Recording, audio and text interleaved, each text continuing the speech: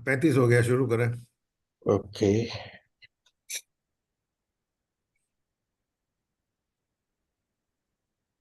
ये इस साप्ताहिक वार्तामाला जो कोरोना काल में प्रारंभ की गई थी, उसकी दूसरी श्रृंखला की आज 34वीं वार्ता है। इस वार्ता में उपस्थित सभी सत्संग प्रेमियों का और हमारे आज के मुख्य वक्ता प्रोफेसर संपदानंद जी मिश्रा का स्वागत है, अभिनंदन है। ये वार्तामाला लगातार चलती रही है और इस वार्तामाला में प्रोफेसर मिश्रा जी की वार्ता हम पहले सुन चुके हैं। दो तीन वार्ताएं सुन चुके हैं आपकी। मैं आपका फिर भी परिचय देना चाहूँगा। प्रोफेसर संपदानंद जी मिश्र उड़ीसा के निवासी हैं। वर्तमान में आप ऋषिहुट विश्वविद्यालय जो सोनीपत में है, उसमें आप प्रोफेसर हैं। 1955 से आपने 15 वर्ष तक Shri Aurobindo foundation of Indian culture के आप निदेशक रहे हैं। 2012 में आप राष्ट्रपति जी द्वारा महर्षि बद्रायन सम्मान से आपको नवाजा गया। यह सम्मान संस्कृत में विशेष योगदान के लिए दिया जाता है। 2014 में संस्कृत में बाल साहित्य सृजन हेतु आपने बाल संस्कृत साहित्य परिषद का आपने गठन किया। आपकी पुस्तक शनै शनै पर केंद्र द्वारा आपको साहित्य अकादमी पुरस्कार मिला। देश और विदेश में आध्यात्मिक, भारतीय संस्कृति, योग शिक्षा, समग्र शिक्षा जैसे विषयों पर आपकी वार्ताएं होती रहती हैं। पहले भी इस मंच पर हम आपकी वार्ताएं सुन चुके हैं। आज पुनः हमें एक सौभाग्य मिला है कि हम आपकी वार्ता विद्या और महाविद्या विषय पर हम आपकी वार्ता सुनेंगे। मैं प्रोफेसर साहब का एक बार पुनः आभार और व्यक्त करता हूं और स्वागत करता हूं। डॉक्टर साहब अपनी वार्ता प्रारंभ करें, उससे पूर्व हम 3 बार ओम का उच्चारण करेंगे। तत्पश्चात डॉक्टर साहब अपनी वार्ता प्रारंभ करेंगे। हम शुरू करते हैं ओम के उच्चारण के साथ।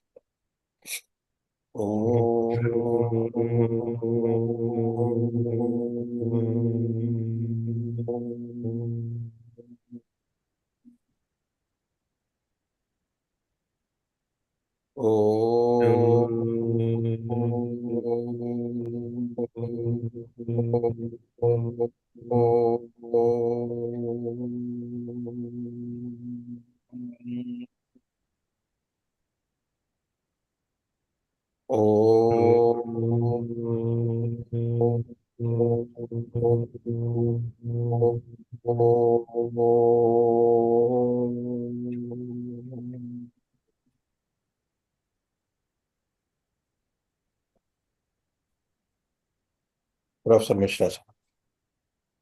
ओ हाँ, सबसे पहले सभी गुरुजनों को प्रणाम। आप लोगों की शुभेच्छा और आशीर्वाद हमेशा रहा है। आज का विषय अ, विद्या और महाविद्या। ऐसे बहुत समय से मुझे दानी जी बोल रहे हैं, क्योंकि मेरी यात्रा की वजह से ये नहीं हो पा रहा था। पर आज सौभाग्य से हमको फिर ये सत्र के लिए समय मिला। और विषय भी बहुत गंभीर है, और इस विषय को मैं यथासंभव प्रयास करूंगा कि विद्या और महाविद्या ये हमारी भारतीय अध्यात्म परंपरा में, योग परंपरा में किस दृष्टि से इसको देखा गया है, इसमें क्या अंतर है, कहाँ से शुरुआत हुई, कैसे ये परंपरा चली आ रही है आज तक, ऐसे ही कुछ हम चर्चा करेंगे। देखिए, विद्या शब्द जो है, इस शब्द से आप सभी परिचित हैं, जो वेद धातु से निष्पन्न है। वही वेद धातु है जिससे वेद शब्द का भी निष्पत्ति है। वेद, विद्या, ये दोनों अलग अलग शब्द दिखते हैं पर मूल धातु जो है समान है, जिसका अर्थ है जानना। ऐसे तो वीत धातु को हम अगर देखते हैं तो केवल जानना इसका अर्थ नहीं है। जानने के साथ साथ चेतन होना, सजग होना, ये भी एक अर्थ है। तो वेद और विद्या, ये दोनों शब्द में जो मूल धातु है, वो धातु का जो अर्थ है, पहले हम इस पर विचार करते हैं ताकि विद्या शब्द का भी जो मूल अर्थ है, जो गहन अर्थ है, ये भी स्पष्ट हो जाएगा। और वेद के साथ विद्या शब्द का भी क्या संबंध है, वो भी स्पष्ट होएगा। और फिर विद्या से महाविद्या की ओर जो जर्नी है, उसके बारे में भी थोड़ी सी स्पष्टता आएगी। तो विद धातु का दो अर्थ मैंने बताया, एक है जानना, एक है सजग होना, to know and to be aware. फिर जो तीसरा अर्थ है लाभ, मतलब टू गेन, ये भी एक अर्थ है। तो इस दृष्टि से हम विचार करें, वेद शब्द जो है, विद्या शब्द जो है, उसका जो मूल गहरा गहन अर्थ है, गूढ़ अर्थ है, उसमें सत, चित और आनंद, सच्चिदानंद स्वरूप जो है, ये मिला हुआ है। मतलब है जानना और जो चेतन सजग हो, ये दोनों को हम एक ग्रुप में रखते हैं, क्योंकि सजग हुए बिना कोई जान भी नहीं सकता है। और इसके साथ साथ एक चौथा अर्थ है वेद का, जो है सत्ता। सत्ता का मतलब है टू एग्जिस्ट। जिसे हम बोलते हैं कि आज यहाँ पे बहुत सारे गुरुजन विद्यमान है। जो विद्यमान शब्द है, वो सत्ता के अर्थ में, टू एग्जिस्ट ये अर्थ में वेद धातु से ही निष्पन्न है। सो टू एग्जिस्ट जो सत्ता के अर्थ में है, वो सत्य को रेफर करता है। चित्त और जानना, चेतन होना और जानना, ये दो अर्थ जो है, ये चित्त को रेफर करते हैं। और लाभ जो है, कुछ प्राप्त करना, ये आनंद को रेफर करते हैं। कैसे? हमारे ऋषि परंपरा को हम अगर देखें, वहां पे एक प्रश्न उठता है, और ये प्रश्न हम खुद को भी कर सकते हैं, सबके सामने भी रख सकते हैं।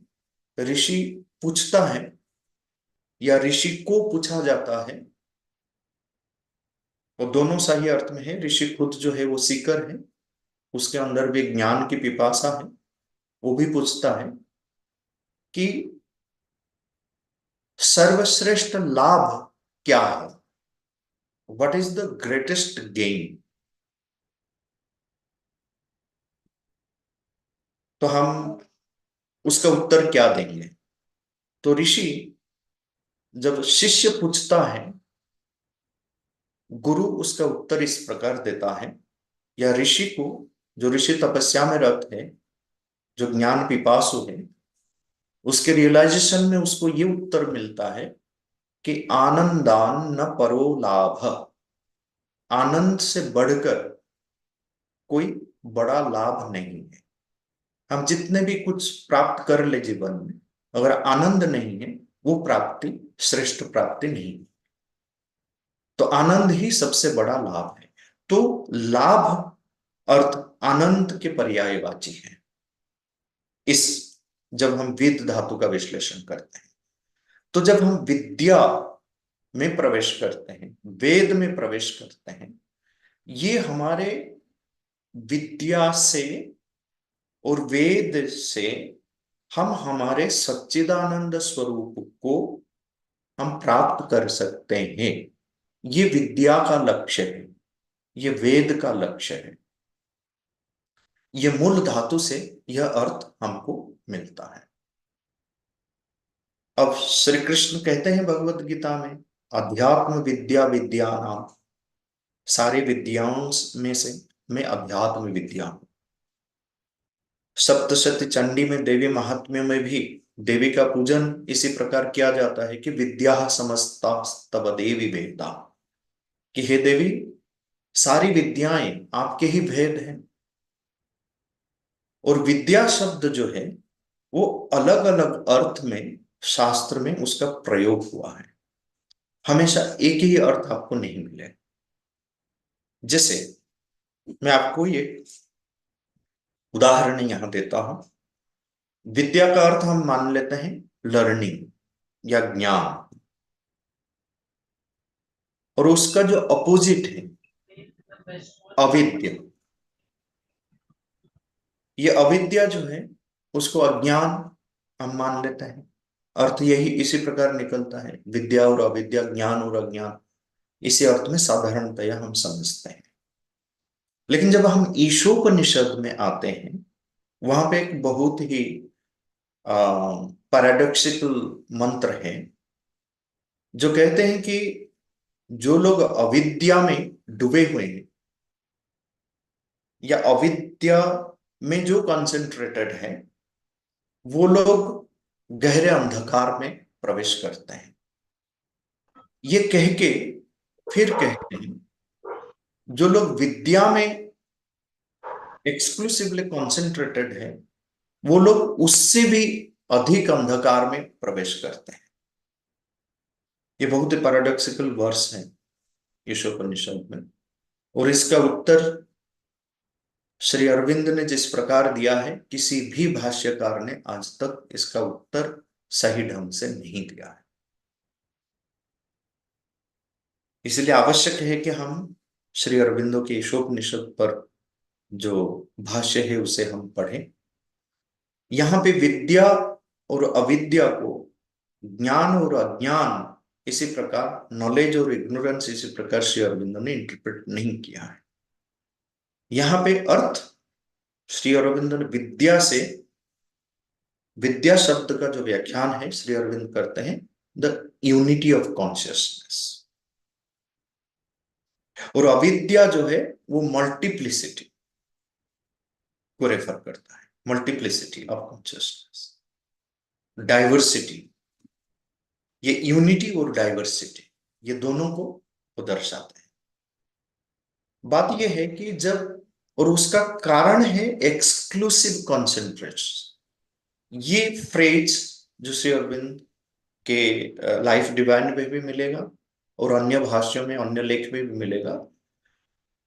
वो कहते हैं कि जो एक्सक्लूसिवली कॉन्सेंट्रेटेड है श्री अरविंद, और एक बहुत सुंदर बात श्री अरविंद कहते हैं कि ignorance is the result of exclusive concentration. Exclusive concentration से इग्नोरेंस पैदा होता है। मतलब ये है कि मैं इतना एकाग्र हूं एक वस्तु में या एक विचार में, वो एक को छोड़ के बाकी जो कुछ भी हुआ उसके बारे में मैं इग्नोरेंट हूं।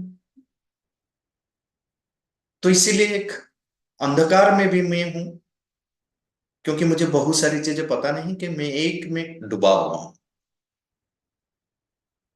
और वही चीज वो कहते हैं, जो मल्टीप्लिसिटी और डाइवर्सिटी को छोड़ के केवल विद्या में, केवल यूनिटी ऑफ कॉन्शियसनेस में, केवल परमात्मा में, केवल संसार को त्याग के, संसार को इग्नोर करके केवल परमात्मा में लीन हो, एकाग्र हो जाते हैं, तो वो और भी गहरे अंधकार में है।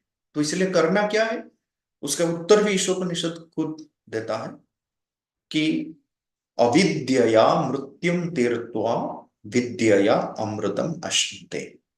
हम अविद्या से होकर विद्या को प्राप्त करेंगे। क्या भर्तृहरि एक व्याकरण थे, दार्शनिक थे, वो भी इसी प्रकार कहते हैं कि असत्य वर्तमनि स्थित्वा ततः सत्यम समीहते। इसका अर्थ यह है कि असत्य से होकर हम सत्य में प्रवेश करेंगे। असत्य को हम छोड़ नहीं सकते हैं। असत्य से हम धीरे धीरे धीरे धीरे साधना के बल पर, तपस्या के बल पर इस असत्य के ऊपर हम जाएंगे, असत्य होकर जाना पड़ेगा। या तो श्री अरविंदो फिर जब कहते हैं इसको कि none can attain to heaven without passing through the hell. तो विद्या शब्द जो है केवल लर्निंग या नॉलेज इस अर्थ में नहीं है, ये यूनिटी ऑफ कॉन्शियसनेस को भी रेफर कर, और ये भी दर्शाता है कि विद्या जो लर्निंग है उसका अल्टीमेट गोल क्या है, जो चरम लक्ष्य क्या है, यूनिटी ऑफ कॉन्शियसनेस को प्राप्त करना। जब तक हम बाइनरीज में रहते हैं, द्वंद्व में रहते हैं, डिवाइडेड कॉन्शियसनेस में रहते हैं, तब तक अज्ञान में रहेंगे। जब तक अज्ञान में रहेंगे तब तक हम अहंकार द्वारा परिचालित होंगे। अज्ञान मोक्षात अहंकार मोक्ष, श्री अरविंदो कहते हैं। तब जाके हमको अहंकार से ऊपर जाके, अहंकार को मिटा के हम वास्तव यूनिटी ऑफ कॉन्शियसनेस में, एकत्व में, समत्व में हम प्रतिष्ठित हो सकते हैं। तो ये भी एक शब्द, ये शब्द भी, इस शब्द के व्याख्यान भी, मूल धातु और उसके साथ जुड़े हुए जितने अर्थ हैं, इसको भी हम अगर जान लेते हैं तो हमें एक स्पष्टता मिलती है कि हमारे जीवन का लक्ष्य, चरम लक्ष्य क्या है, क्या होना चाहिए, और हमारे लर्निंग की चरम लक्ष्य क्या होना चाहिए। ये एक अर्थ, मतलब दो अर्थ हम को प्राप्त हुआ है। एक है विद्या जो साधारण लर्निंग अर्थ में है, एक है यूनिटी ऑफ कॉन्शियसनेस के अर्थ में, एक तीसरा अर्थ भी विद्या का मैं बताने जा रहा हूं, जिस पर हमारा मतलब आज की जो चर्चा है ये डिपेंड करता है। उपनिषद ग्रंथ में और वेदांत सूत्र जो महर्षि बादरायण व्यास के ब्रह्म सूत्र है, जिसको वेदांत सूत्र कहा जाता है, वेदांत का जो मूल ग्रंथ है, वेदांत जो दर्शन के हिसाब से जब वो प्रतिष्ठित किया जाता है तो महर्षि बादरायण व्यास का वेदांत सूत्र या ब्रह्म सूत्र, तो इसको मूल माना जाता है।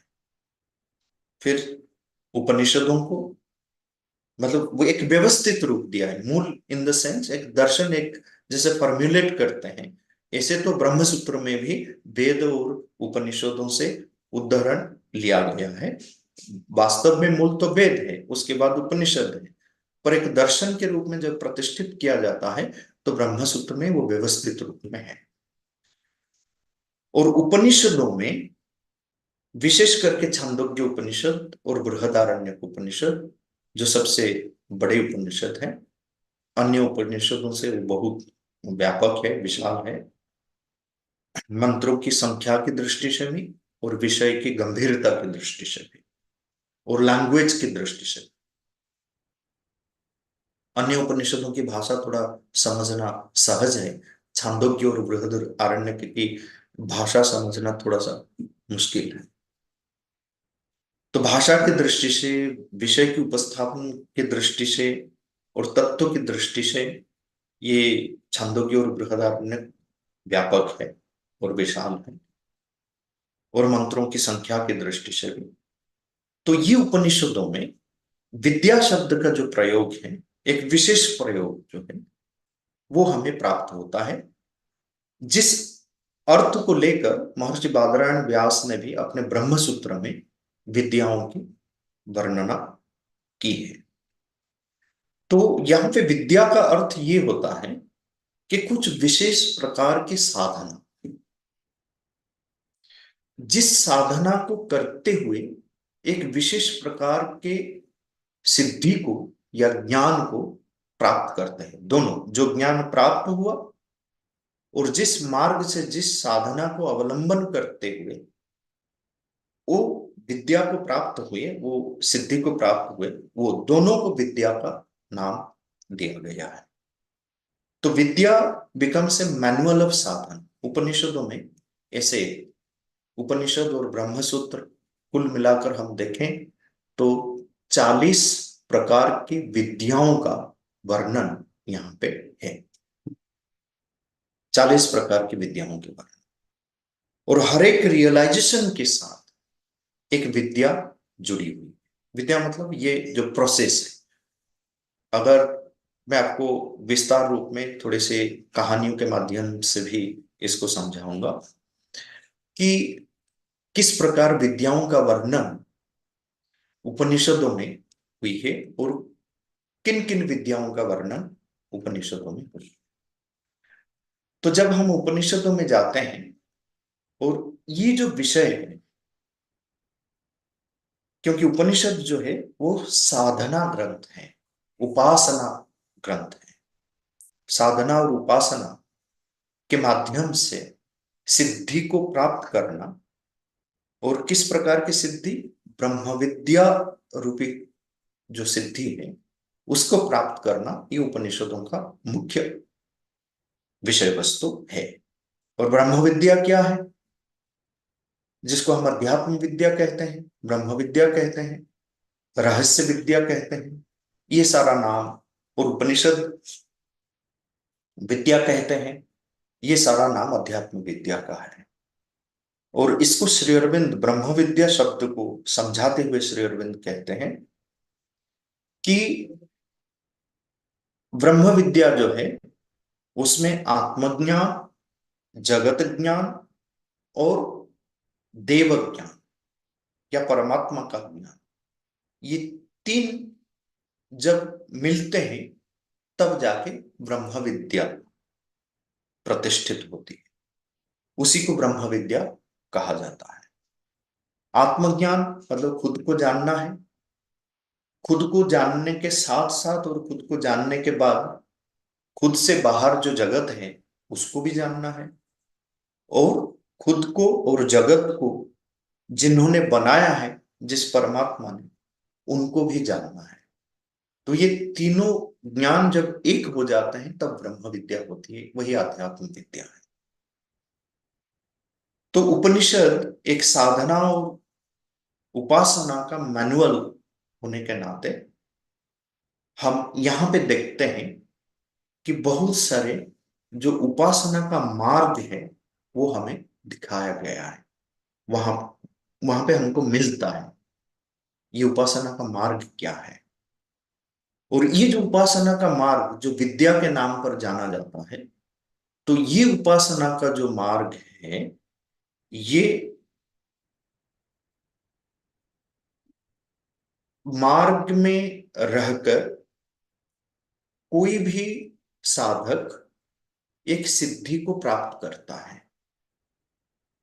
कभी कभी ये मार्ग साक्षात गुरु के सामने बैठकर होता है, गुरु के पास रहकर होता है, और कभी कभी ये भी हमको देखने में मिलता है गुरु से दूर रहकर भी, गुरु के निर्देश को पालते हुए, मानते हुए, गुरु के आदेश को मानते हुए, तो शिष्य जो है, जो सीकर है, जो साधक है, वो गुरु के आदेश को अक्षरशः अनुसरण करते हुए वो सिद्धि तक पहुंचता है। तो ये सबका जो नाम है ये विद्या है। और इन विद्याओं का जब हम अध्ययन करेंगे, वहां पे हमको ये मिलता है कि ये जो उपासना का मार्ग है, ये निधिध्यासन, मनन, धारणा, ध्यान, ये सब विद्या के, ये जो उपासना के मार्ग में सब सम्मिलित है। ये एक मेडिटेटिव, जैसे उपनिषदों में इन विद्याओं का अगर हम समीक्षण करते हैं, हमें ये मिलता है कि these are different meditative exercises,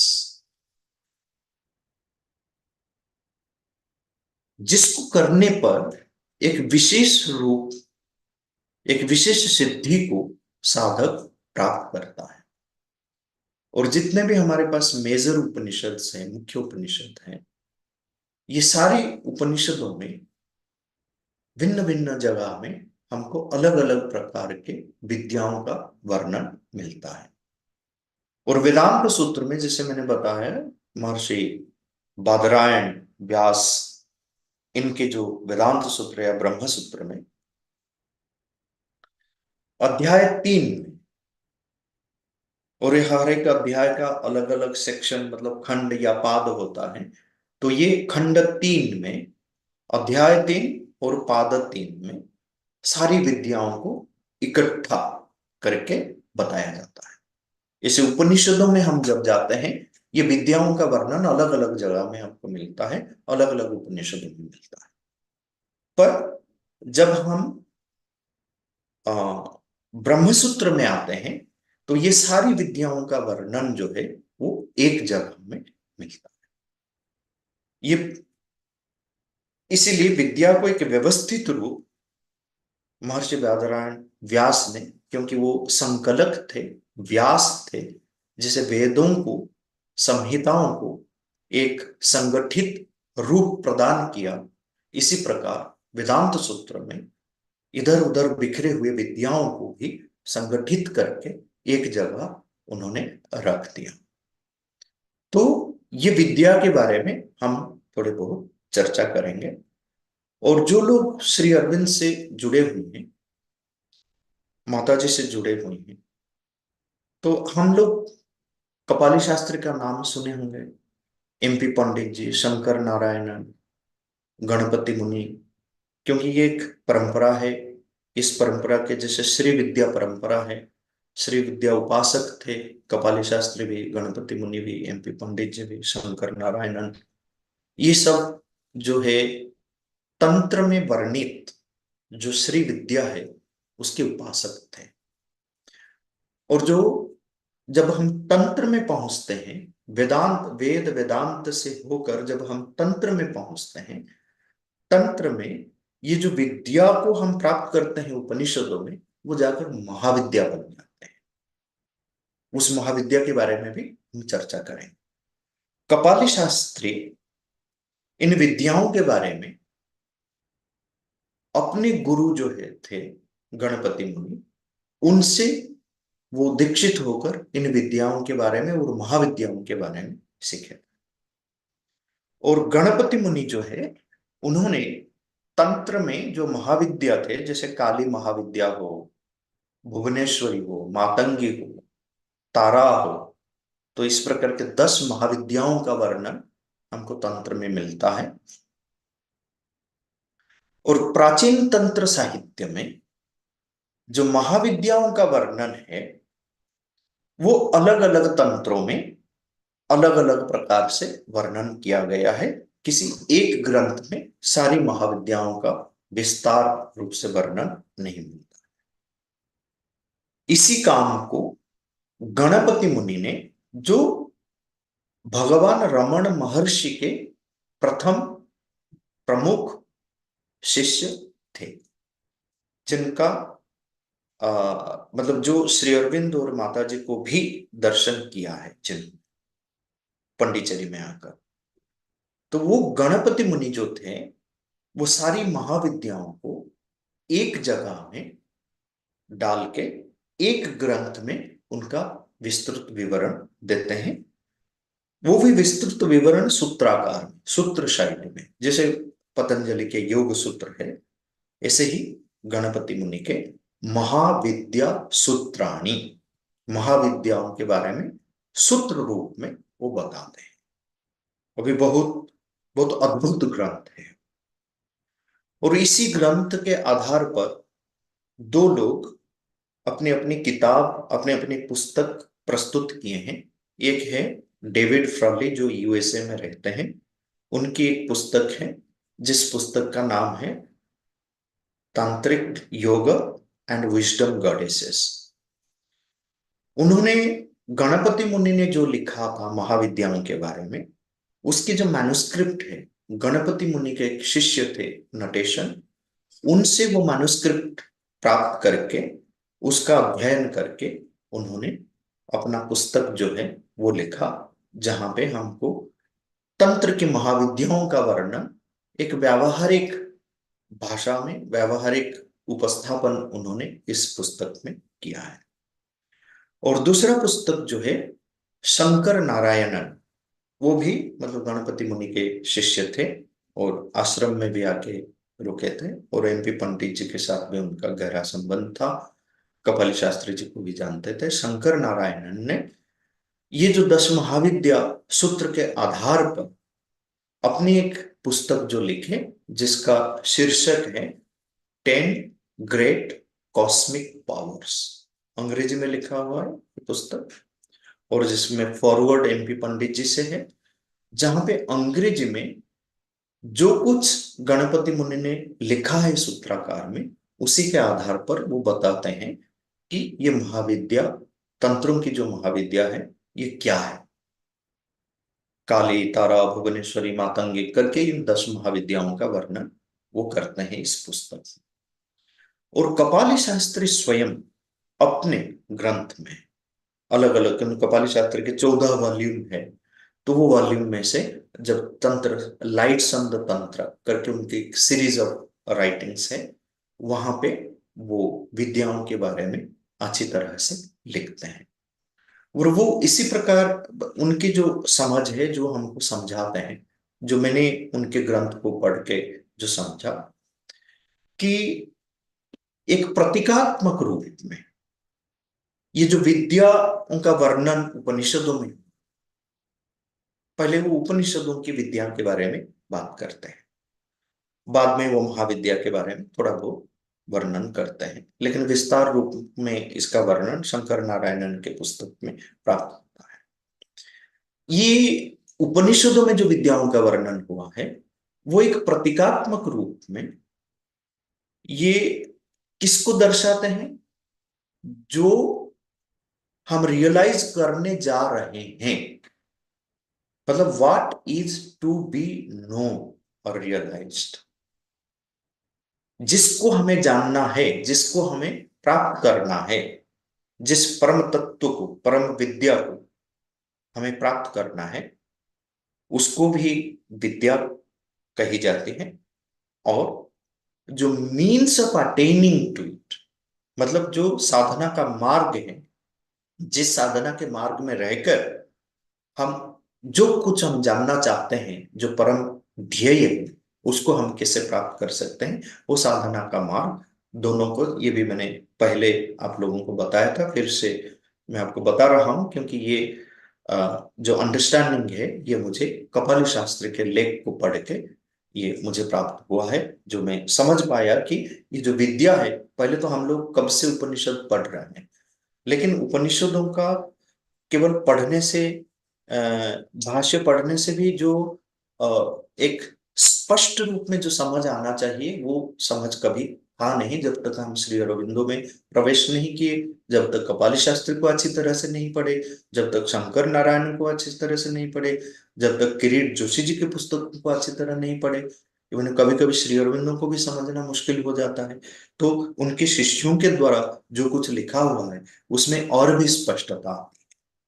तो इसी प्रकार हम जब कपाली शास्त्र के लेख पढ़ते हैं, वेद, उपनिषद, तंत्र और संस्कृत साहित्य में जितने भी अन्य ग्रंथ है, दर्शन परक ग्रंथ है, उसका भी समझ हमको बहुत अच्छी तरीके से होता है इन शिष्यों को के जो लेख है उसको पढ़ के।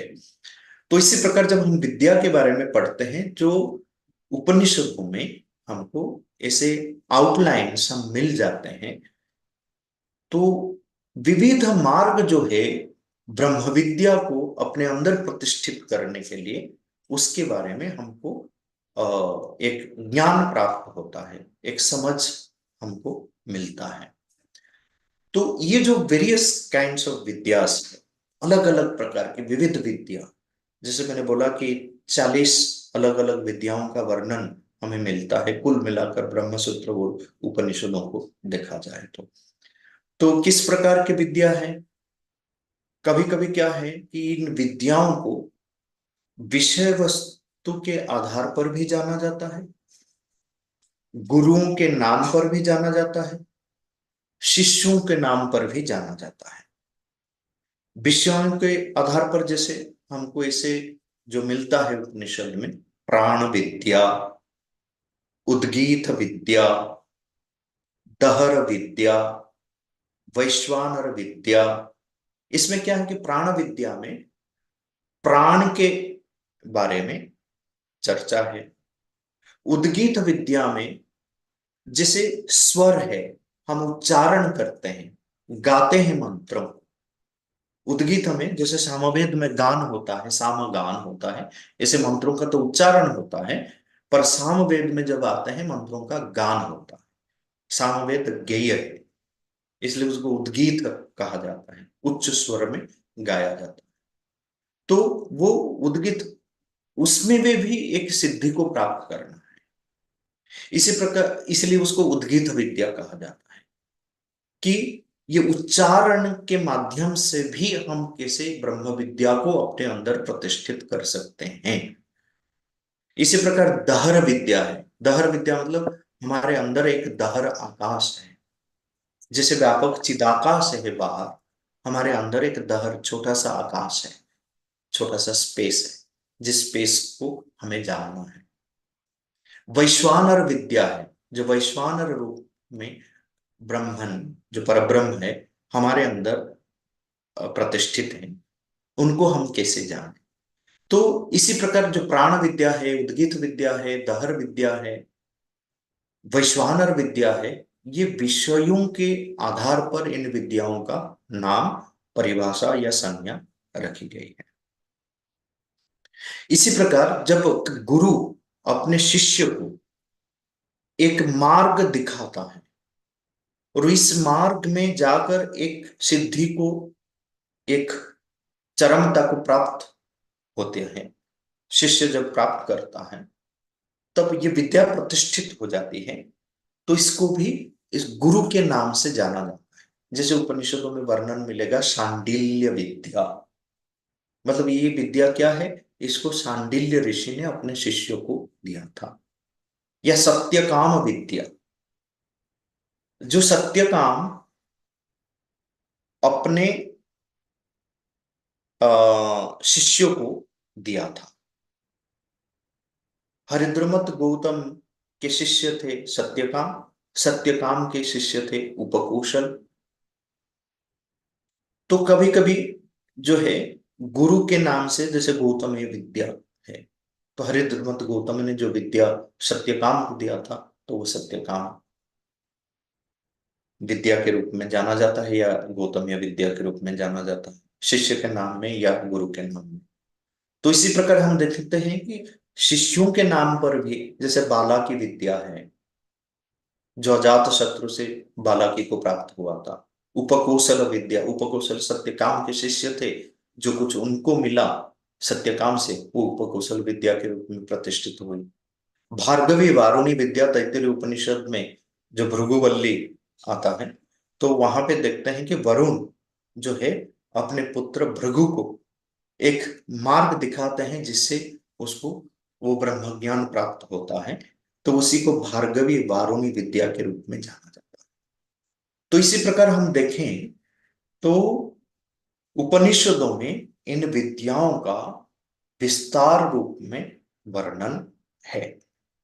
तो मैं आपको एक विद्या के बारे में आ, बताना चाहता हूं, जो कि हरिद्रमत गौतम से, ऋषि हरिद्रमत गौतम से सत्यकाम को प्राप्त हुआ था। सत्यकाम कौन है और हरिद्रमत गौतम के साथ उनका क्या संबंध है, ये सब के बारे में हम अगर विचार करेंगे, तो हमको वो सत्यकाम विद्या के पास जाना है। अभी हम केवल विद्या के बारे में बात करते हैं, महाविद्या के बारे में तो और भी व्यापक है ये विषय वस्तु, हम आगे चलकर थोड़ी बहुत चर्चा करेंगे। अगर समाप्त नहीं हो पाता है समय में, तो हम फिर और एक सत्र में केवल महाविद्या के बारे में बात करेंगे।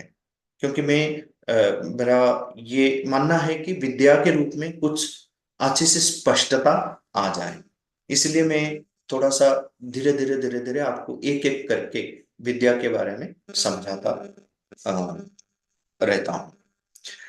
तो इसमें आप देखिए सत्यकाम की जो कहानी है, इसमें जो विद्या है, इस विद्या को हम जानेंगे। ये विद्या क्या है? सत्यकाम कि कहानी इस प्रकार है कि जो एक क्या बोलते हैं, उसकी माँ थी जबाली, पर पिताजी के बारे में किसी को पता नहीं था। यहां तक कि सत्यकाम के माँ भी सत्यकाम के पिता के बारे में नहीं बता पाए। पर सत्यकाम के अंदर एक पिपासा, जो ज्ञान पिपासा है, कि मुझे गुरु के पास जानना जाना है और गुरु से मुझे विद्या प्राप्त करना है। लेकिन कैसे जाएंगे गुरु के पास? गुरु तो पूछेंगे, अपना गोत्र पूछेंगे, पिताजी का नाम पूछेंगे, तब जाकर दीक्षा प्राप्त होती है। क्या कोई गुरु ऐसा है जो सत्यकाम को ये सब ज्ञान के बिना ग्रहण कर सकते हैं अपने शिष्य के? ये द्विविधा में सत्यकाम थे। तो सत्यकाम अपने माँ के पास पहुंचते हैं और पूछते हैं कि माँ, मुझे गुरु के पास जानना जाना है, मुझे विद्या प्राप्त करना है, गुरुकुल में रहकर मुझे सीखना है। तो मैं ऋषि हरिद्रमत गौतम के पास जाना चाहता हूं, और मुझे आप मेरे पिताजी के नाम बताइए। तो जाबाली वो कहते हैं अपने पुत्र सत्यकाम को कि बेटा, मुझे भी तुम्हारे पिताजी के नाम पता नहीं, क्योंकि मैं जब युवा अवस्था में थी, मैं एक परिचारिका थी। सेविका और परिचारिका में यह अंतर है कि सेविका जो है वो एक घर में काम करती है, परिचारिका जो है वो अलग अलग घर में काम करती है। तो बोले कि मैं एक परिचारिका थी, मैं बहुतों के घर काम करती थी, और उस समय तुम मुझे प्राप्त हुए, और मैं ठीक तरह से नहीं बता पाऊंगा कि तुम्हारे पिताजी कौन है। तो एक अवैध संतान के रूप में सत्यकाम पल रहा था। अब इस सच्चाई को कौन किसे किसके सामने बोल सकता है? तो सत्यकाम की जो मां है, सत्यकाम को बोले कि देखो, मेरा नाम जवाली है, तुम्हारा नाम मैंने सत्यकाम रखा है, क्योंकि बचपन से तुम सत्य को ढूंढते रहते हो, हर चीज को जानने के लिए तुम्हारे अंदर जो पिपासा है, इसीलिए मैंने तुम्हारा नाम सत्यकाम रखा है। Let the world know you as Satyakam Jabala. तो सत्यकाम जवाल के नाम से तुम जानेगा। तो सत्यकाम हरिद्रमत गौतम के सामने जाकर खड़े होते हैं, बोलते हैं गुरु जी, मैं सीखना चाहता हूँ, शिष्य के रूप में मुझे स्वीकार करो। तो हरिद्रमत गौतम पूछते हैं कि तुम्हारा गोत्र क्या है? गोत्र क्या है जब पूछते हैं, तो गोत्र बताने के लिए अपने पिता को जानना बहुत जरूरी है। तो वो बोलते हैं कि गुरुजी, बात यह है कि यहाँ आने से पहले मैं अपनी माँ को ये बात पूछी थी, मेरी माता जी ने मुझे ये बताया। तो हरिद्रमत गौतम बैठे थे, वो खड़े हो गए, बोले इस प्रकार के सच्चाई को कोई इस स्पष्टता के साथ बोल सकता है तो वो ब्राह्मण के अलावा और कोई नहीं हो सकता। जाओ, अरणी ले आओ, और मैं तुम्हें दीक्षा दूंगा, शिष्य के रूप में ग्रहण करूंगा। अरणी का मतलब होता है शुष्क काष्ठ, मतलब ड्राई वुड। ड्राई वुड क्यों? ये एक प्रतीक है, मतलब जो सूखा हुआ है वो आग पकड़ने के लिए तैयार है। तो ये प्रतीक रूप में अरणी को लेकर आते हैं गुरु, उनके हाथ में अरणी रखते हैं, उसका मतलब है तुम ज्ञान रूपी आग को पकड़ने के लिए अब तैयार, एलिजिबल हो। तो तब दीक्षा दी जाती है। तो अभी गुरु क्या है, हरिद्रमत गौतम उनको दीक्षा देते हैं, वो उनके चरणों में प्रणाम करता है, और फिर पूछता है सत्यकाम कि गुरुजी, मेरा काम क्या होगा, मैं कैसे सीखूंगा? फिर हरिद्रमत गौतम, क्योंकि अलग अलग जो तरीकाएं होती हैं शिष्यों को विद्या प्रदान करने, कोई एक तरीका नहीं होती थी।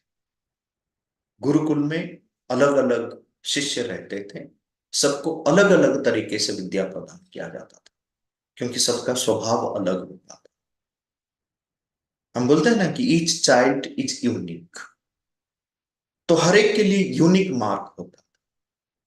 वो गुरु को ही वो ज्ञान है कि किसको क्या जरूरत है।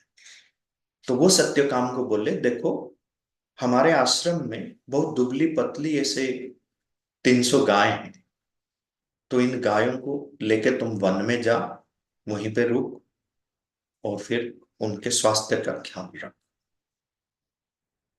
वो हुष्ट पुष्ट हो जाए तो वो देख ले।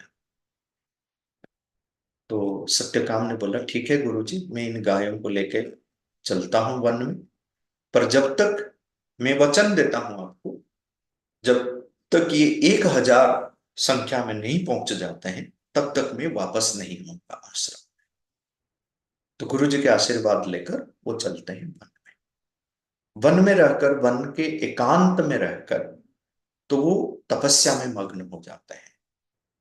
ये गाय कब 1000 बन जाते हैं उनको उसका ज्ञान नहीं होता है। तो एक दिन ऐसा होता है कि एक बैल जो है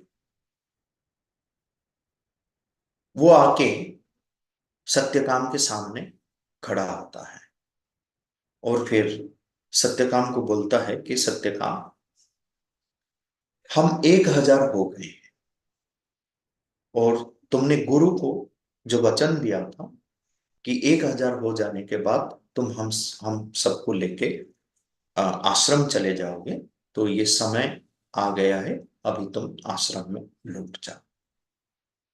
पर अभी आश्रम को लौटने से पहले जो एक ज्ञान है, ये ज्ञान का पहला चरण जो है वो मैं तुम्हें देना चाहता हूं।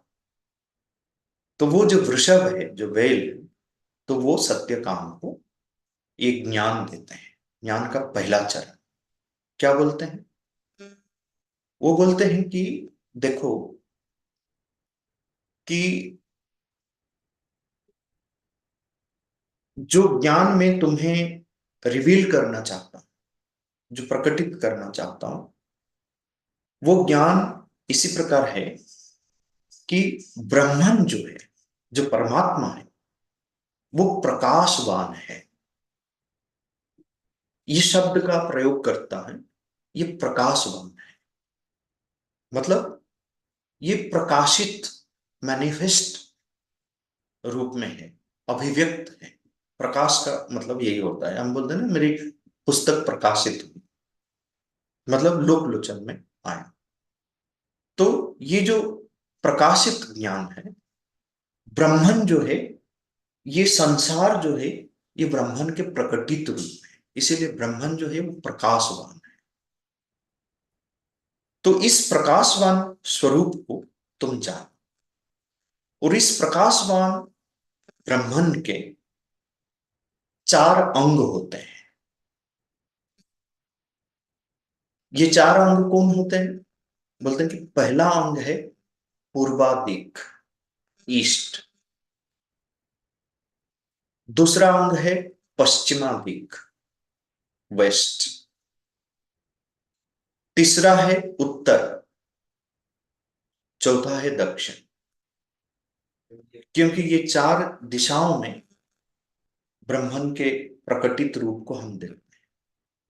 ये संसार क्या है, जब हम देखना चाहते हैं हम चारों ओर देखते हैं। तो तुम मानो कि जब चारों ओर देखते हो, ब्रह्मन के उस प्रकाशवान स्वरूप को अपने अंदर अनुभव करो, कि चारों ओर जो कुछ भी मैं देखता हूं, पूर्व में, पश्चिम में, उत्तर में, दक्षिण में, ये सब ब्रह्मन ही है। ये ब्रह्मन के प्रकाशवान स्वरूप है। तो वो बोलते हैं कि जब इस प्रकार के प्रकाशवान स्वरूप में तुम ध्यानस्थ हो जाओगे, तो तुम खुद ही प्रकाशवान बन जाओगे, तुम खुद ही ब्रह्म में लीन हो जाओगे, और तुम खुद ही वह बन जाओगे। तो ये कहकर वो बोलते हैं कि ये ज्ञान मैं तुमको देना चाहता था, अभी तुम चलो, और आगे चलकर ये जो दूसरा चरण है ज्ञान का, ये तुमको कोई और आके देगा। तो फिर वो आगे चलते हैं। जाकर फिर जब सायंकाल उपस्थित होता है, तो वो सारे गाय बैल जो थे उनको बांध लेते हैं। बांध लेते हैं मतलब एक जगह इकट्ठा कर लेते हैं, उनके लिए भोजन की व्यवस्था कर लेते हैं। 1,000 है, 1,000 से ज्यादा भी है, तो सब इकट्ठा हो जाते हैं। फिर गायों को स्वस्थ अवस्था में देख के फिर वो अपने अग्नि प्रज्वलित करते हैं और ध्यान में अपने साधना में मग्न हो जाते हैं। जैसे कि वृषभ ने कहा था कि आगे चलकर तुमको यह ज्ञान कोई और आके उनके जो ज्ञान का जो दूसरा चरण है तुमको देंगे। तो वहां पे अग्निदेव स्वयं प्रकटित होता है।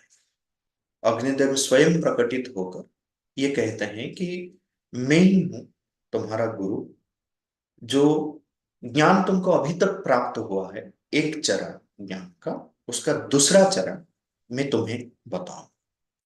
ये दूसरा चरण ये है कि जैसे ब्रह्मन को तुम प्रकाशवान यह स्वरूप में जाने हो, तो इसी प्रकार ब्रह्मन को अनंतवान इस नाम से भी जानो।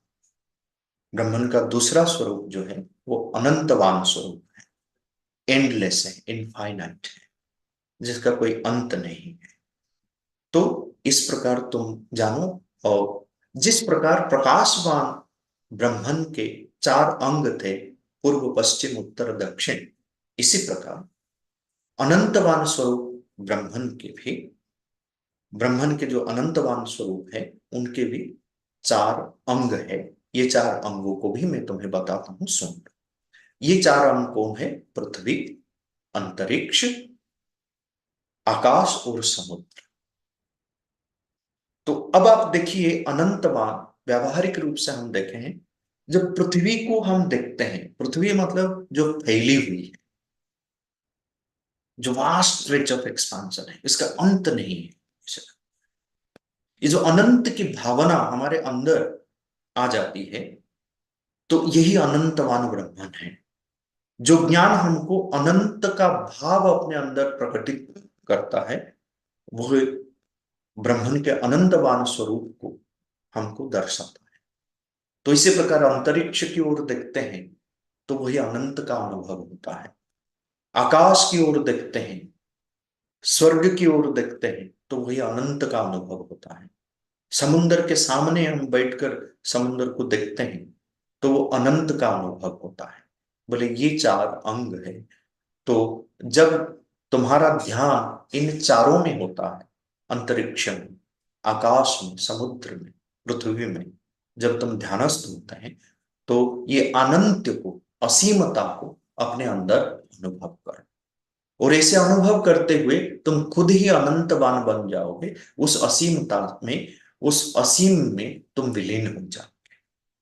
ये ज्ञान का दूसरा चरण है। कल जब शाम तक तुम पहुंच जाओगे, तुम्हारे जो उपासना है जब मग्न होगे, कोई और आके तुमको ज्ञान का, ब्रह्म ज्ञान का जो तीसरा चरण है, ये तुम्हें बता। तो फिर सत्यकाम आगे चलते हैं। ये तीसरा दिन है। तीसरा दिन में वो पहुंचते हैं, वहां पे एक हंस जो है उनके सामने उपस्थित होता है।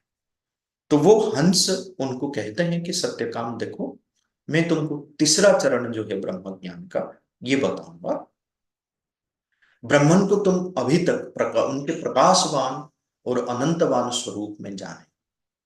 अभी मैं तुमको ब्रह्मन के ज्योतिष्मान स्वरूप के बारे में बताऊं, क्योंकि वो ऑल इफल्जेंट है, उज्जवल है, सर्वोत्तम रूप से उज्जवल है।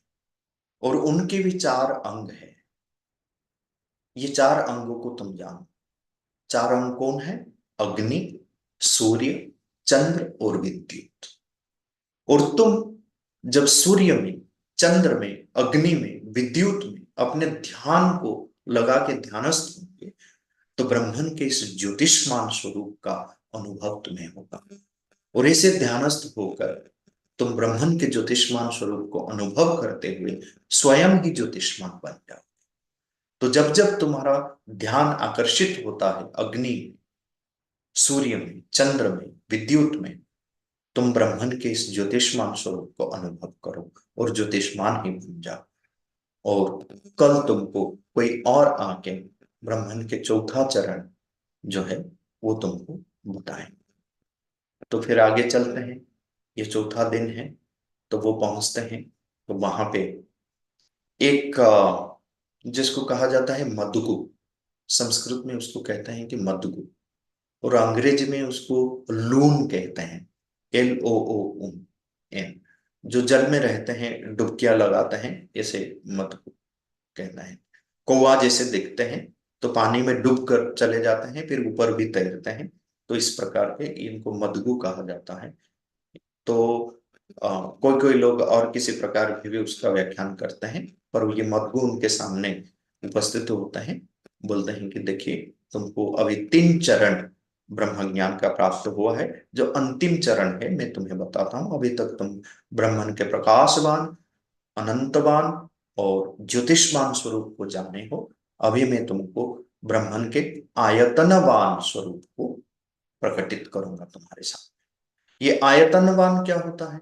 आयतन का मतलब होता है सपोर्ट, मतलब जो आधार है, जिसके बिना हम नहीं रह सकते हैं। तो इसी प्रकार के भी ब्रह्मन का हमारी चेतना में एक आधार, एक सपोर्ट होना चाहिए। वो सपोर्ट कौन कौन है? तो बोलते हैं उनके भी 4 अंग है: प्राण, चक्षु, श्रोत्र और मनस।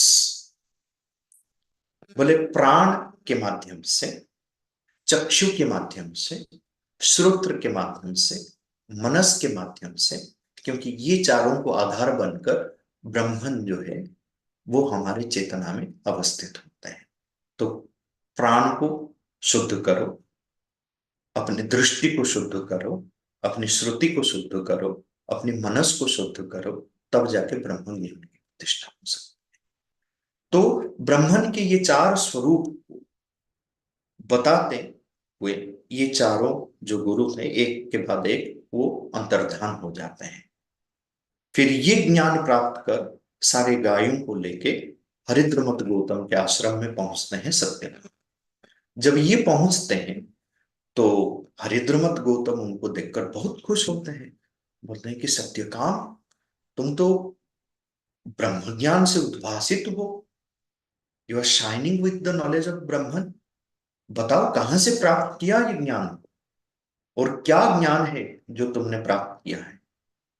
तो फिर सत्यकाम जो है एक एक करके सारे ज्ञान के बारे में व्याख्यान करते हैं। और फिर ये कहते हैं कि हमने सुना है कि जब तक जो भी ज्ञान प्राप्त होता है किसी भी माध्यम से, जब तक हम गुरुमुख से इस विद्या को प्राप्त नहीं करते हैं तब तक विद्या पूर्ण नहीं होता है। तो इसीलिए आप मुझे इस ज्ञान के बारे में और बताइए। तो फिर हरिद्रनाथ गौतम उसको पास में बिठाकर फिर इस ज्ञान को विस्तार रूप में उनको बताते हैं। जो ज्ञान वो प्राप्त करके आया है, अभी वो स्वयं भी उस ज्ञान में प्रतिष्ठित होकर स्वयं भी एक बड़ा ऋषि बनता है।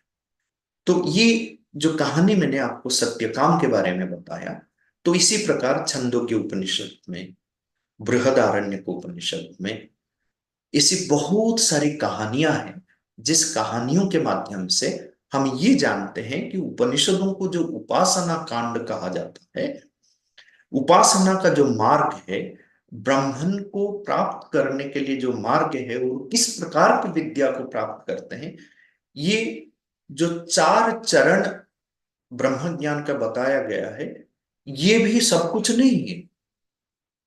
इसी प्रकार अलग अलग विद्याएं।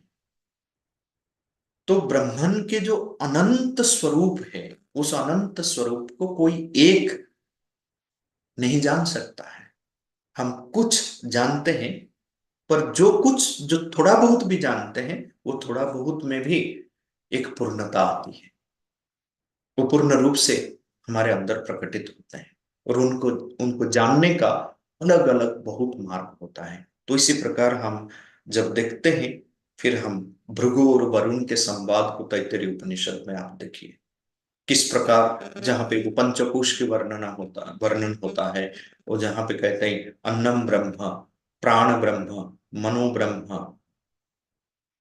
विज्ञान ब्रह्म, फिर आनंद ब्रह्म। तो ये जो ज्ञान वरुण अपने पुत्र भृगु को देते हैं, ये भी एक विद्या है। जिस प्रकार ऋषि उद्दालक अपने पुत्र श्वेतकेतु को ज्ञान प्रदान करते हैं, तो ये भी एक विद्या है। तो इसी प्रकार 30 से 40 विद्याओं का वर्णन, मार्गों का वर्णन हमको उपनिषदों में प्राप्त होता है, जिसको एक व्यवस्थित रूप महर्षि बादरायण ने अपने ब्रह्म सूत्र में किया है। तो जब हम विद्या के, उपनिषदों में विद्या की बात करते हैं, तो ये सारी विद्याएं हैं। मैंने एक विद्या का उपस्थापन आप सबके सामने किया। और जब हम महाविद्या के बारे में आते हैं, उपनिषदों में ये जो विद्या है, इनका संबंध तंत्र के महाविद्या में क्या है, इसका वर्णन केवल वासिष्ठ काव्यकंठ गणपति मुनि ने ही अपने महाविद्या सूत्र में दिया है।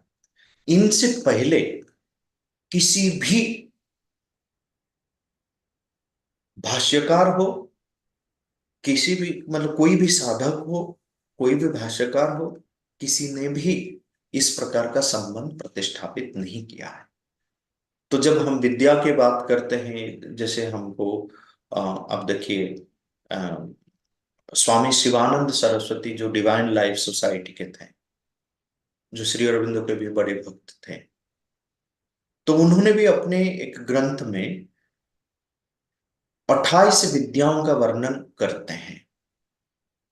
उपनिषदों का 28 विद्या, जैसे सत विद्या हो, भूम विद्या हो, मैत्री विद्या हो। तो ये मैं इसीलिए बताता हूं कि आप लोग स्वयं भी इनकी पुस्तकों को पढ़ के विद्याओं के बारे में आप जान सकते हैं। 28 प्रकार की विद्याओं का वर्णन स्वामी शिवानंद सरस्वती स्वयं करते। और कुल मिलाकर मैं आपको बताता हूँ 40 विद्याओं का नाम हमें उपलब्ध होता है उपनिषदों में जो वर्णन है। और तंत्रों में भी कुछ ऐसे वर्णन है, और ब्रह्मसूत्र में भी जिन विद्याओं का वर्णन है। तो अलग अलग नाम विद्याओं का जो परंपरा में प्राप्त होता है, तो ये सब को देखकर हमें कुल मिलाकर 40 विद्याओं का जो संदर्भ है हमें प्राप्त होता है। लेकिन इन उपनिषदों में वर्णित इन विद्याओं का संबंध फिर तंत्र में वर्णित महाविद्याओं के साथ क्या है? इन महाविद्याओं का संबंध, तंत्र में वर्णित महाविद्याओं का संबंध वेद में क्या है, वेद के साथ क्या है, ये सब का वर्णन केवल केवल मैं आपको बताता हूं, केवल वासिष्ठ गणपति मुनि ने ही किया है।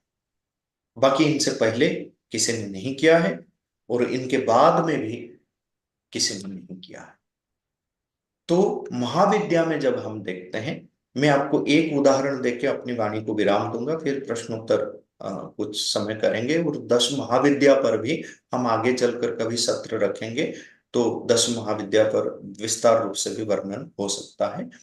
या मेरे 2-3 वीडियोस भी 10 महाविद्या पर है, जो मैं आपके साथ शेयर कर सकता हूं, आप उसको सुन भी सकते हैं। तो तंत्र में ये जो महाविद्याओं का वर्णन है, 10 महाविद्याओं का, 10 ही क्यों? अब लोग पूछते हैं 10 ही क्यों? क्योंकि जो ज्ञान हमें प्राप्त होना है, 10 दिशाएं हैं। 10 दिशाएं हम कहते हैं, 4 तो प्रमुख दिशाएं हैं, फिर जो अलग अलग जो कोण है, वायव्य कोण, आग्नेय कोण, नैऋत्य कोण, ये कुल मिलाकर 4 4 8 हो गए। फिर ऊर्ध्व और अधः, ये कुल मिलाकर 10 दिशाएं हैं।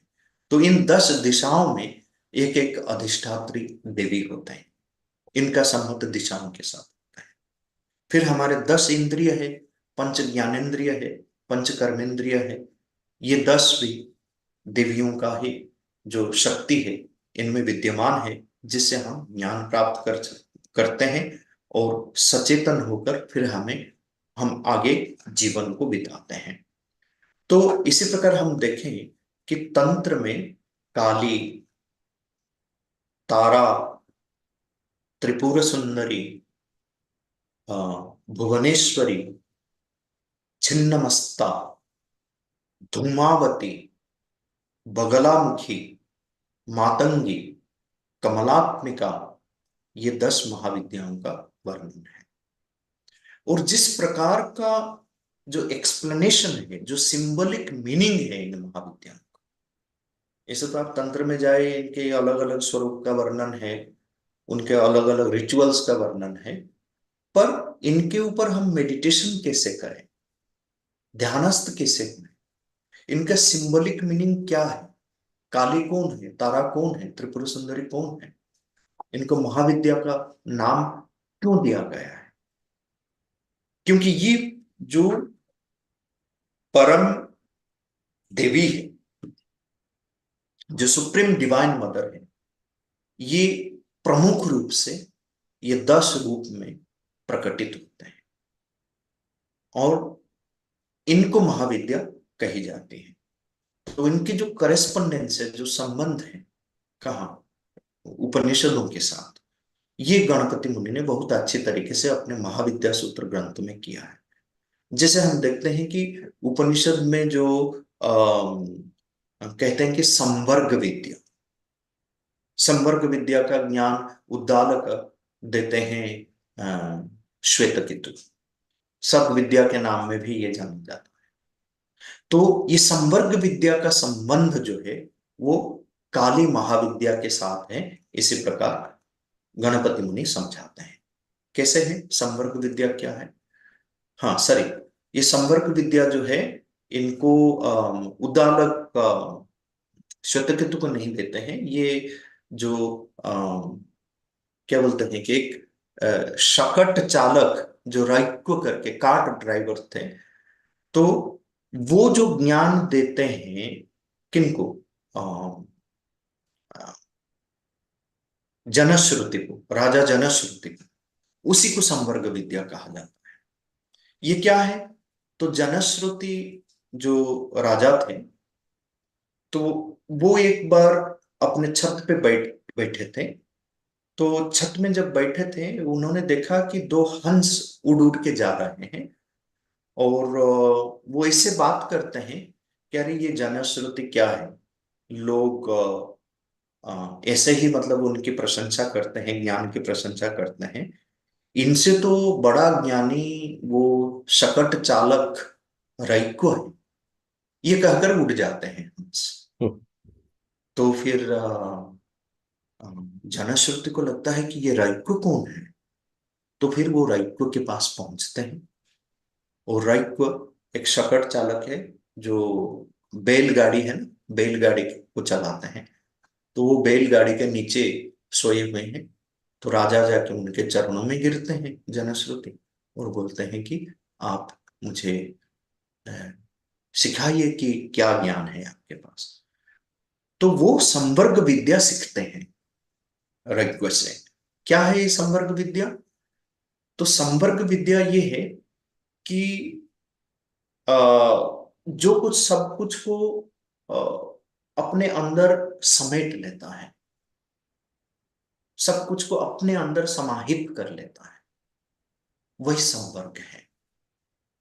शंकराचार्य भी उनके भाष्य में इसे लिखते हैं कि संवर्जनात्, संग्रहणात्, संग्रसनाद व संवर्ग। जो ग्रहण करता है, ग्रसन कर, ग्रास कर लेता है, अपने अंदर समेट लेता है, वही संवर्ग है। तो उसमें क्या करते हैं कि देखो, जो कॉस्मिक लेवल में वायुदेव है, और फिर अग्नि है, सूर्य है, चंद्र है, पर्जन्य है, ये सब जो है, सब कुछ वायु में ही, प्राण में ही सब कुछ समाहित हो जाता है। अगर प्राण नहीं रहता है तो किसी की भी स्थिति नहीं रहती। उपनिषदों में इससे भी और भी वर्णन है, जहां पे जब प्राण छोड़कर चले जाते हैं सबको, हर कोई बोलते हैं कि अरे आप चले जाने से हम कैसे रहेंगे। तो इसीलिए प्राण को ही सर्वश्रेष्ठ माना जाता है। और व्यक्तिगत लेवल स्तर में भी, जैसे वैश्व स्तर पर सूर्य, चंद्र, पर्जन्य, ये सब वैश्व प्राण में समाहित हो जाते हैं। तो इसी प्रकार व्यक्तिगत स्तर में भी जब हम सोते रहते हैं, तब हमारी वाणी, हमारी आंखें, हमारी कान, हमारे मन, ये सब हमारे अंदर जो प्राण है उसी में समाहित हो जाते हैं। तो जब हम पूछते हैं कि निद्रा निद्रा अवस्था में जब हम होते हैं, हमारे मन कहाँ जाता है, हमारा जो क्या बोलते हैं वाणी जो है वो कहाँ जाते हैं, हमारी जो दृष्टि शक्ति है, जो श्रवण शक्ति है, वो कहाँ जाते हैं? तो वो बोलते हैं कि वो प्राण में समाहित हो जाता है। प्राण चलता रहता है, पर ये सब प्राण में समाहित हो जाता है। तो वायु और प्राण, मतलब एक जो वैश्व स्तर में वायु है और व्यक्तिगत स्तर में प्राण है, तो ये दोनों को संवर्ग कहा जाता है उपनिषद में। संवर्ग मतलब जो सब कुछ को अपने अंदर ग्रसित कर लेते हैं, अपने अंदर समाहित कर लेते हैं। जैसे पानी हो, धरती हो, आग हो, ये सब वायु में समाहित होता है। तो हम निद्रित अवस्था में, जैसे मैंने बताया कि हमारे मन जो है, वाणी जो है, चक्षु है, कर्ण है, ये सब प्राण में समाहित हो जाता है। तो ये है संवर्ग विद्या। और ये संवर्ग विद्या का संबंध महाविद्या काली के साथ क्या है? तो गणपति मुनि कहते हैं कि काली जो है, तंत्र में काली को प्राण माना जाता है। काली कौन है? वो बोलते हैं कि काल एव स्त्रीलिंगाख्या काली इति उच्यते। मतलब महाकाल जो है, स्त्रीलिंग में वो काली बन जाते हैं। काल और काली, कृष्ण, काल कौन है? कृष्ण। जैसे श्री अरविंद में आप आते हैं, श्री अरविंद कृष्ण और काली को रिकंसाइल करते हैं, उनमें समन्वय स्थापन करते हैं, शिव और काली में नहीं, कृष्ण और काली में। तो बोलते हैं कि, और कृष्ण स्वयं कहते हैं गीता में कि अहमेव अक्षय काल, कालोस्मि लोकक्षय कृत प्रबुद्ध। मैं संहार करता काल हूं, समग्र सृष्टि को अपने अंदर में समा लूंगा। ये काल का भाव है। तो ये काल जो है, ये काल को हम कैसे एक्सपीरियंस करते हैं? हमारे प्राण के माध्यम से ही हम काल को अनुभव करते हैं। We experience the time through our own life force, prana. और काली जिन जो जो कि समय है, काल है, समय का और काल का जो स्त्रीलिंग स्वरूप है, वो प्राण है, वो लाइफ फोर्स है। इसलिए गणपति मुनि कहते हैं, अस्मासु प्रवहंती सा शक्ति श्रेष्ठ प्राण उच्यते। ये काली जो है, जो समय रूपी, काल रूपी एक जो स्रोत है, ये हमारे अंदर जो प्राण प्रवहमान है, ये वही है। इसलिए हम काल को अनुभव कर सकते हैं प्राण के माध्यम से। तो इसी प्रकार ये जो गणपति मुनि है, वो उपनिषदों की जो संवर्ग विद्या है, और कभी कभी ये भी कहते हैं कि जिसको प्राण विद्या भी कहा जाता है, जो प्रमुख प्राण, जो उद्गीत विद्या है, वो भी प्राण विद्या है। तो ये महाविद्या काली तंत्र का है। तो इसी प्रकार हम देखते हैं कि गणपति मुनि ने उपनिषदों की जो विद्या है, ब्रह्म ज्ञान को प्राप्त करने का जो मार्ग है, और जो प्राप्त होता है, वो सिद्धि साधना के मार्ग में रहकर जो ज्ञान प्राप्त हुआ है, उस तत्व को तंत्र में भी साधना के मार्ग में रहकर तांत्रिक योगी लोग जो सिद्धियों को प्राप्त किए हैं, जिन महादेवियों का अनुभव अपने अंदर किया है, जिनको वो नाम देते हैं महाकाली, तारा, भुवनेश्वरी, छिन्नमस्ता आदि आदि, तो इन दोनों में संबंध स्थापन करके हमको विद्या और महाविद्या क्या है, वो गणपति मुनि हमें समझाते हैं। तो बहुत ही संक्षेप में ये एक उपक्रम है विद्या और महाविद्या को जानने का। बस इतना कहकर मैं अपनी वाणी को विराम देता हूं, और इस पर अगर कोई प्रश्न है तो मैं प्रश्नों का उत्तर देने का प्रयास करूंगा। धन्यवाद। धन्यवाद डॉक्टर साहब।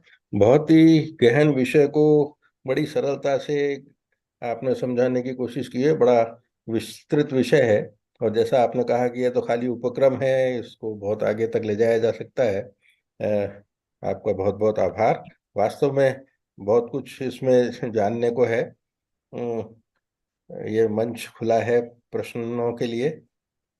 कोई भी अगर कोई प्रश्न करना चाहे तो। प्रोफेसर दशोरा साहब। बहुत ही कठिन विषय पर आज का व्याख्यान रहा। व्याख्यान को समझने में बहुत लंबा समय लगेगा। मेरी दो छोटी छोटी जिज्ञासाएं हैं। आपने फरमाया अविद्या से विद्या की ओर जाया जाता है, जाया जा सकता है। मेरा ये जिज्ञासा है कि अविद्या से पहले की कौन सी स्थिति होती है, क्योंकि हम तो अविद्या तक भी नहीं है अभी। ये पहला प्रश्न है। दूसरा प्रश्न है शिक्षा और विद्या में क्या अंतर है, तो उनका थोड़ा सा। ठीक है, देखिए, अविद्या और विद्या के पहले और बाद की स्थिति हमेशा वही है। हम जिस चेतना में हम रहते हैं, एक तो है कि हम परम चेतना से आते हैं, लेकिन परम चेतना जो है, इसको हम अगर वेद की दृष्टि से समझना चाहेंगे, परम चेतना जो है वो यूनिटी ऑफ कॉन्शियसनेस है, वो एक है, अद्वितीय है, केवल है, उसमें विभाजन नहीं है। वो एक जब बहु बन जाते हैं, बहु मतलब अनेक, जब अनेक बन जाते हैं, अपनी सूक्ष्मतम स्थिति से जब स्थूलतम रूप में प्रकटित हो जाते हैं, जो यूनिटी ऑफ कॉन्शियसनेस है ना, वो खत्म हो जाता है स्थूल रूप में। पर वो यूनिटी जो है, वो पोटेंशियल के रूप में, एसेंशियल के रूप में सब में रहता है। ये अखंड का खंडित होना, एक का अनेक होना, इसको तंत्र कहता है निमेष। और श्री अरविंदो की भाषा में अगर आप उसको जानना चाहेंगे तो ये इन्वोल्यूशन है। मतलब जो एक परम ब्रह्म है, जब वो अनेक बन जाते हैं, वो अनेकों में वो इन्वॉल्व है, वो पोटेंशियल के रूप में, एसेंशियल के रूप में है। ये हमारे जीवन की, सृष्टि की, उनका नहीं आ रहा ये तो मतलब हाफ ऑफ द स्टोरी है। उनका जो यहां से फिर हमको निमेष से फिर उन्मेष की ओर जाना है, एवोल्यूशन की ओर जाना है। मतलब जो यूनिटी ऑफ कॉन्शियसनेस है, जो लॉस्ट है, जैसे हम बोलते हैं ना कि paradise lost and paradise gain. Involution जो है वो पैराडाइज लॉस्ट है, एवोल्यूशन जो है हमको पैराडाइज को गेन करना है, वो उनका नहीं आ यूनिटी को प्राप्त करना है। तो विकास के क्रम में हम आगे चलकर, क्योंकि अभी हम सीमित बन गए, वो सीमित चेतना से हम असीम चेतना की ओर हमारे जीवन की यात्रा है। ये इसलिए योग की आवश्यकता है, अध्यात्म साधना की आवश्यकता है, कि ये ससीमता से हम असीमता की ओर कैसे जाए, और हम ससीम अवस्था से असीम अवस्था में कैसे उपनीत होए। तो इसीलिए साधारण चेतना में हम जब तक रहेंगे, तब तक अविद्या में ही डूबे रहते हैं। ये हमारी वास्तविक स्थिति है, साधारण चेतना। और यहां से उठकर हमको असीम चेतना की ओर, अनंत की ओर जाना है। ये विद्या और अविद्या की कहानी है। अविद्या से होकर हम विद्या को प्राप्त करना है, खंडित अवस्था से फिर अखंड को प्राप्त करना, द्वंद्व से द्वंद्वातीत होना, सारे बाइनरीज को ट्रांसेंड करना, ये वो। फिर विद्या और शिक्षा में ये अंतर है। शिक्षा शब्द जो है, ये भी अलग अर्थ में प्रयोग हुआ है। लंबा शब्द शिक्षा जो है वो ट्रेनिंग के अर्थ में प्रयोग किया गया है। इसीलिए संस्कृत में शिक्षक शब्द जो है प्राचीन साहित्य में आपको नहीं मिलेगा। एक आध बार किसी ने प्रयोग किया होगा पर नहीं मिलेगा। वो शिक्षा जो है व्याकरण में भाषा की दृष्टि से जब आप आएंगे, उच्चारण कैसे हम करेंगे वर्णों का, मंत्रों का, उसका ट्रेनिंग जो दिया जाता है वो शिक्षा है। आजकल हम शिक्षा को एजुकेशन के रूप में ले लेते हैं, पर ये एक सीमित रूप है एजुकेशन का, शिक्षा। इसलिए प्राचीन समय में शिक्षा शब्द प्रयोग नहीं होता था एजुकेशन के लिए। विद्या या अध्ययन इस प्रकार का जो शब्द है इसका प्रयोग होता था। शिक्षा शब्द केवल ट्रेनिंग के अर्थ में प्रयोग होता था, जैसे फोनेटिक ट्रेनिंग दिया जाता है। तो अगर आप देखेंगे संस्कृत में बहुत सारे शिक्षा ग्रंथ हैं, करीबन 40 शिक्षा ग्रंथ है। तो आप सोचेंगे कि अच्छा, मैं तो शिक्षा पर काम कर रहा हूं, एजुकेशन पर काम कर रहा हूं, शायद ये ग्रंथ जो है ये मेरे काम में आएंगे।